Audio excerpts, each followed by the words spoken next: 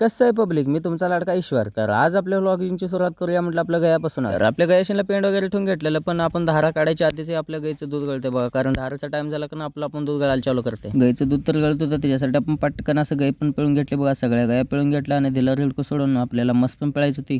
पण ती रेडको का निघायचं काय आपलं नावच घेणं. त्याच्यासाठी आपण पटकन वडलं आणि आपल्या म्हशीला पण धार काढायला बसला. सगळ्यांचं दूध तर असं काढून घेतलं बघा. काढून घेऊन असं वाटलं किटलीमध्ये, आणि किटलीमधून चाललेलो आपण गावामध्ये दूध घालण्यासाठी. तर चलो आपण चाललेलो गावामध्ये जाऊन बघतो तर आपल्या डेअरी पुढे तर लाईन लागलेली. कारण आपली डेअरी बारकी झालेली आहे आणि कस्टमर ज्यादा झालेले, त्याच्यामुळे असं आपल्याला लाईन लावून थांबावं लागते बघा. तर आतमध्ये तर आपल्याला डेअरीमध्ये जागा नव्हता, तर आपण बाहेर थांबून म्हटलं त्याला डायरेक्ट चारीकडच्या 4 भिंत्या पाडून टाक खोलीच्या, आणि जितकी पाहिजे तेवढ्या खोली मोठी आपल्याला. मतलब वो अलग ही लेवल का बंदा था. आता डेअरीमध्ये जाऊन बघते तर दोघं जण कस्टमर एकदा स्वतः लागले ते. त्यांना कुठं बाहेर जायचं होतं त्याच्यासाठी गडबड करत होते, पण डेअरी मालकाचा तर फुल फायदा करून देत होते आणि आपला घाटा करून घेत होते बघा. कारण डेअरी मालक तर एकाच दूध लावणार, एकाला तर घाटा होणार हे 100% होतं.